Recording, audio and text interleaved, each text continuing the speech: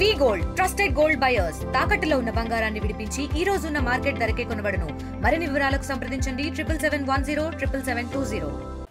ప్రతిపక్ష నేత జగన్ అడ్డాలో తెలుగుదేశం పార్టీ పసుపు పండుగ ప్రతిష్టాత్మకంగా నిర్వహించబోతున్నారు. 3 రోజుల పాటు ఈరోజు సాయంత్రం నుంచి కూడా సీఎం చంద్రబాబు ఇక్కడ బస చేస్తున్నారు. ప్రస్తుతం మనం ఉన్నటువంటి ఈ ప్రాంతం అంతా కూడా ఆయన బస చేసేటువంటి ప్రాంతం. ఇక్కడికి ఆయన నేరుగా చేరుకుంటారు. సాయంత్రం 6 గంటల ప్రాంతాల్లో ఇక్కడికి చేరుకుంటారు. ఇక్కడికి చేరుకున్న అనంతరం కూడా ఆయన ఇక్కడ కాసేపు విశ్రాంతి తీసుకుంటారు. అయితే ఇప్పటికే అటు అధికార యంత్రాంగం కూడా అన్ని ఏర్పాట్లు చేసింది. తొలిసారి అంటే ప్రభుత్వం అధికారంలోకి వచ్చాక తొలిసారి మహానాడు కడప జిల్లా కమలాపురం వేదిక అయింది. ఈ నేపథ్యంలో కూడా పటిష్టమైనటువంటి భద్రతా చర్యలు తీసుకున్నారు. ఏదైతే సీఎం చంద్రబాబు ఇక్కడికి వచ్చిన తర్వాత ఇక్కడ కాసేపు ఆయన విశ్రాంతి తీరుతారు. సేద తీరే విధంగా కూడా అటు సోఫాలు కూడా ఏర్పాటు చేయడం జరిగింది. ఆయన కాసేపు ఇక్కడ విశ్రాంతి తీసుకుని అనంతరం ఇక్కడ టాయిలెట్స్ కూడా అంటే లోపల కూడా టాయిలెట్స్ ఉన్నాయి. టాయిలెట్స్ ఆయన పూర్తిగా ఫ్రెష్ అప్ అయ్యి ఆ తర్వాత ఇక్కడికి వస్తారు. ఇక్కడికి వచ్చిన తర్వాత కూడా ఇక్కడ ప్రధానంగా లోపల కూడా పలు సమావేశాలు అయితే ఎమ్మెల్యేలు కావచ్చు, ఎంపీలు కావచ్చు, అదేవిధంగా కీలకమైనటువంటి నేతలు, మంత్రులతో కూడా ఆయన భేటీ అయ్యే విధంగా ఇక్కడ ఏర్పాటు చేస్తున్నారు. మనం చూడొచ్చు ప్రధానంగా విజువల్స్లో ఇక్కడ రాత్రికి బస చేసే విధంగా ఏదైతే యువనేత నారా లోకేష్తో పాటు అటు సీఎం చంద్రబాబు కూడా ఇక్కడ బస చేస్తారు. 2 బస్సులను ఏర్పాటు చేశారు. ఇప్పటికే ఇక్కడ క్షుణ్ణంగా తనిఖీలు కూడా నిర్వహిస్తున్న పరిస్థితి. ప్రధానంగా ఏదైతే ఇక్కడికి చేరుకున్న అనంతరం కూడా వీరిద్దరు కూడా ఈ 2 బస్సుల్లో తండ్రి కొడుకులు ఇద్దరు కూడా ఇక్కడ బస చేస్తారు. వీరికి తగ్గ ఏర్పాట్లు కూడా చేస్తున్నారు. మరోవైపు మనం లోపలికి వెళ్ళి అసలు ఏర్పాట్లకు సంబంధించి మనం చూసే ప్రయత్నం చేద్దాం. అసలు ఎలాంటి ఏర్పాటు చేశారన్నటువంటి విషయం కూడా తెలుసుకునే ప్రయత్నం చేద్దాం. చూడొచ్చు ప్రధానంగా ఇక్కడంతా కూడా ఎక్కడే కానీ అంటే ఒక రకంగా ఎవరి ఫ్లెక్సీలు లేకుండా కేవలం తాత అదేవిధంగా తండ్రి బిడ్డ అంటే ఎన్టీఆర్, చంద్రబాబు, నారా లోకేష్ ఫోటోలు తప్ప ఎక్కడే కానీ కనిపించని పరిస్థితి. అంటే తన మార్క్ రాజకీయాలకు ఒక రకంగా ఆయన తెరలేపారనే చెప్పాలి.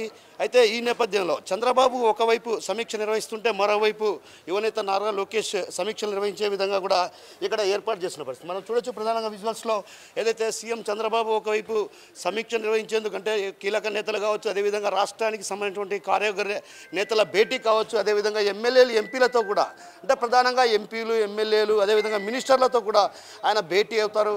ఇక్కడ చూడొచ్చు ఇంకొక హాల్ కూడా ఏర్పాటు చేయడం జరిగింది. ఈ హాల్ కూడా అటు పూర్తిగా క్షుణ్ణంగా తనిఖీలు చేశారు. ఇప్పటికే డాగ్ స్క్వాడ్ అదేవిధంగా ఏదైతే బాంబు స్క్వాడ్ కూడా రంగంలోకి దిగి అటు పూర్తి స్థాయిలో క్షుణ్ణంగా తనిఖీలు చేసిన పరిస్థితి మనం గమనించవచ్చు.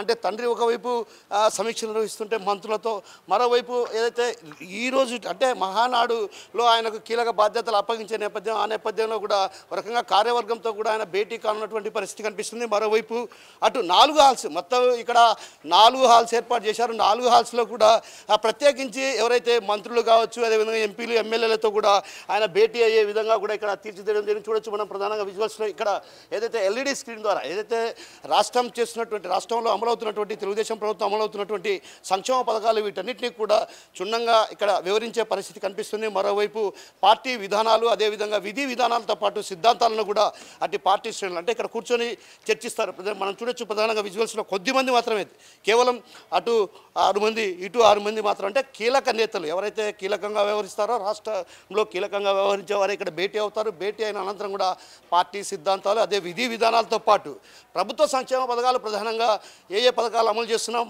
అదేవిధంగా అంటే ఇప్పటికే అటు పెన్షన్ కావచ్చు, గ్యాస్ సిలిండర్ల పథకాన్ని అమలు చేసిన పరిస్థితి, మరోవైపు మిగతా పథకాలను కూడా ఈ మహానాడు వేదికగా ప్రకటించబోతున్నారు. ఈ నేపథ్యంలోనే ఇక్కడ కూర్చొని పవర్ ప్రజెంటేషన్ ద్వారా కూడా అటు పూర్తి స్థాయిలో చంద్రబాబు వీక్షించే అవకాశాలు కనిపిస్తున్నాయి. మరోవైపు ఇక్కడ మనం చూడొచ్చు ప్రధానంగా విజువల్స్లో ఇప్పటికి కూడా నెట్ అంటే ఇంటర్నెట్ ద్వారా పూర్తి స్థాయిలో ఏర్పాటు చేస్తున్నారు. ఇప్పటికే టీం కూడా ఇక్కడ వర్క్ చేస్తున్నటువంటి పరిస్థితి కనిపిస్తుంది. ఏదైతే లోకేష్ టీం తన మార్క్ రాజకీయాలు వేసుకోబోతున్నారనడానికి ఇది ఒక పెద్ద ఉదాహరణగా చెప్పచ్చు. ఎందుకంటే అసలు కమలాపురం నియోజకవర్గం వేదిక కావడం, అందులో దీన్ని కూడా అటు కడప జిల్లా నేతలు కూడా ఎంతో ప్రతిష్టాత్మకంగా తీసుకున్నటువంటి పరిస్థితి కనిపిస్తుంది. అయితే ఈ నేపథ్యంలోనే అటు మనం చూడొచ్చు ప్రధానంగా విజువల్స్లో బాంబు స్క్వాడ్ అంతా కూడా ఇక్కడ క్షుణ్ణంగా పూర్తి స్థాయిలో తనిఖీలు చేస్తున్నారు, అణువణువు పరిశీలిస్తున్నారు. ఏదైతే ఇట్లా దాదాపు ఈ రోజంతా కూడా క్షుణ్ణంగా అంటే నిత్యం కొంతమంది ఇక్కడ వచ్చిపోతుంటారు కాబట్టి అందువల్ల ఇప్పుడు పూర్తిగా క్షుణ్ణంగా తనిఖీలు చేసి ఆ తర్వాత ఎవరికి లోనికి అనుమతించకుండా చర్యలు తీసుకునే పరిస్థితి కనిపిస్తుంది. మరోవైపు మనం ఇంటర్నెట్ సౌకర్యం కూడా ప్రధానంగా ఇక్కడ డాగ్ స్క్వాడ్ చూడండి, మనం డాగ్ స్క్వాడ్ విజువల్స్ చూడొచ్చు. ప్రధానంగా సీఎం చంద్రబాబు అదేవిధంగా లోకేష్ బస చేస్తారు. ఇద్దరు కూడా వరుస సమావేశాలు, వరుస సమీక్షలు. ఏదైతే ప్రతినిధుల మహాసభ సాయంత్రం పూర్తి కాగానే కీలక నేతలతో భేటీ అవుతారు, మంత్రులతో భేటీ అవుతారు. వారి ద్వారా పవర్ ప్రజెంటేషన్, అదేవిధంగా వారు చేసేటువంటి సంక్షేమ కార్యక్రమాలు, ప్రభుత్వం అమలు చేసినటువంటి సంక్షేమ పథకాలతో పాటు అటు ఏదైతే పార్టీ విధి విధానాలతో కూడా ఇక్కడ 50 మందితో, అంటే కేవలం ఎంపీలు కావచ్చు లేదంటే మంత్రులు, ఎంపీలు మంత్రులతో భేటీ అయ్యే విధంగా కూడా ఇక్కడ ఏర్పాటు చేయాలి. వీటన్నిటిని కూడా క్షుణ్ణంగా తనిఖీలు చేస్తున్న పరిస్థితి. ఎక్కడే కానీ ఈ ఫ్లెక్సీలు కానీ అలాంటివి ఏమీ లేకుండా కేవలం తాత, తండ్రి, మనవడు అంటే ముగ్గురు ఉండే విధంగానే ఫ్లెక్సీలు కూడా ఏర్పాటు చేయడం జరిగింది. ఎక్కడే కానీ అసలు నేతల ఫ్లెక్సీలు ఎక్కడ కనపడిన పరిస్థితి. అంటే ఒక రకంగా పూర్తి స్థాయిలో పసుపుమయంగా మారింది. అదేవిధంగా సీఎం చంద్రబాబు ఇక్కడ కూర్చొని ఇక్కడ కూర్చొని ఆయన సమీక్షించే పరిస్థితి ఉండే విధంగా కూడా ఇక్కడ చర్యలు తీసుకున్నారు. అదే విధంగా ఏదైతే రాష్ట్రంలో అమలవుతున్నటువంటి సంక్షేమ పథకాలకు సంబంధించి అటు పూర్తి స్థాయిలో అధికారులతో కూడా సమీక్ష నిర్వహిస్తారు. ఇప్పటికే అటు రాష్ట్రానికి సంబంధించినటువంటి 13 జిల్లాల నుంచి కూడా ఎస్పీలు రావడం జరిగింది. ఈరోజు సాయంత్రానికి సీఎం చంద్రబాబు అదేవిధంగా నారా లోకేష్ కడపకు చేరుకుంటారు. కడపకు చేరుకున్న అనంతరం కూడా వారు ఏ ప్రాంతానికి అంటే ఎయిర్పోర్ట్లో దిగిన అనంతరం కూడా అక్కడి నుంచి నేరుగా ఈ మహానాడు ప్రాంగణం వద్దకు చేరుకుంటారు. ఆ ప్రాంగణం చేరుకున్నటువంటి నేపథ్యంలో కూడా ఒక్కసారిగా కూడా అటు పూర్తి స్థాయిలో భారీ బందోబస్తును కూడా ఏర్పాటు చేయడం జరిగింది. అదేవిధంగా డ్రోన్ కెమెరాలు, సీసీ కెమెరాలతో నిత్యం పర్యవేక్షణ ఉండే విధంగా కూడా ఇక్కడ ఏర్పాటు చేస్తున్నారు. మరోవైపు బాంబు స్క్వాడ్ 13 జిల్లాల నుంచి బాంబు స్క్వాడ్ ఇప్పటికే రావడం జరిగింది. మరో 10 జిల్లాల నుంచి కూడా బాంబు స్క్వాడ్ లోనికి అనుమతించే పరిస్థితి కనిపిస్తుంది. అయితే ఇప్పుడు ప్రస్తుతం ఇక్కడ కొంతమందిని మాత్రమే అనుమతించారు.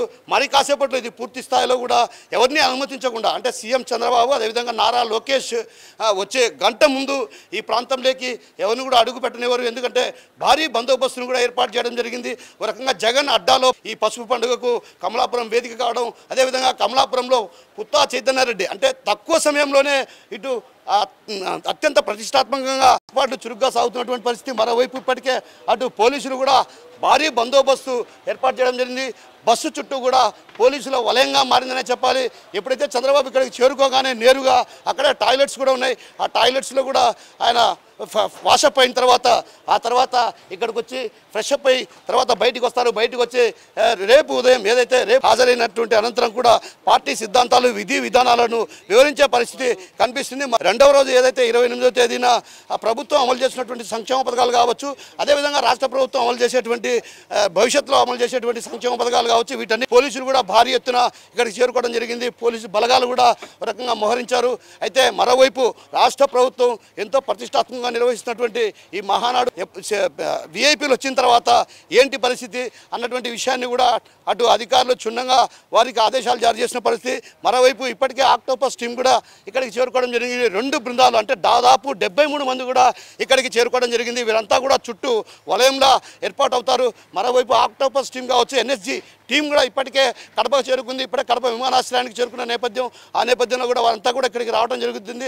వచ్చిన తర్వాత కూడా అటు పూర్తి స్థాయిలో క్షుణ్ణంగా తనిఖీలు చేస్తారు. ఇప్పటికే అటు ప్రతి అణువణువు తనిఖీలు చేసిన పరిస్థితి కనిపిస్తుంది. మరోవైపు వర్షం పడితే కూడా వర్షం పడినప్పటికీ కూడా ఎలాంటి అసౌకర్యానికి గురి కాకుండా, బురదలు అంటే లేకుండా కూడా పటిష్టమైన చర్యలు చూడొచ్చు. కింద అంతా కూడా బైక్ మిక్స్ చేసి పూర్తి స్థాయిలో అటు ఏర్పాటు చేయడం జరిగింది. అటు క్షుణ్ణంగా తనిఖీలు చేసి ఆ తర్వాత లోపలికి కూడా అనుమతించే విధంగా కూడా కట్టుదిట్టమైన భద్రతా చర్యలు చేపట్టారు. అటు ప్రతినిధుల మహాసభ ఇప్పటికే అటు పూర్తి స్థాయిలో ఏర్పాట్లు చేసినటువంటి పరిస్థితి. మరోవైపు సభకు సంబంధించి కూడా అటు పూర్తి స్థాయిలో ఇప్పటికే ఏర్పాట్లు పూర్తిగా చురుగ్గా సాగుతున్నాయి. ఫ్లడ్ లైట్స్ కూడా ఏర్పాటు చేయడం జరిగింది. ప్రతినిధులు జరిగే సభకు ఇప్పటికే అటు పూర్తి స్థాయిలో ఏర్పాట్లు జరిగాయి. స్టేజీ పైన కూడా అంటే కొద్ది మందిని మాత్రమే స్టేజీ పైన ఉండే విధంగా కూడా చర్యలు తీసుకుంటున్నారు. అయితే స్టేజీకి సంబంధించి ప్రధానంగా మనం పోయి ఒత్తిడి చూస్తే ప్రధానంగా అక్కడ చూస్తే మాత్రం నిన్నటికి కొద్దిగా ఉండేది. ఈరోజు పూర్తి స్థాయిలో అంటే ఏదైతే పసుపు పండుగకు సర్వం సిద్ధమైనటువంటి పరిస్థితి, ముస్తాబైనటువంటి పరిస్థితి. ఇండియా పాకిస్తాన్ ఉద్రిక్తతలపై లేటెస్ట్ అప్డేట్స్ కోసం డౌన్లోడ్ చేసుకోండి RTV లైవ్ యాప్.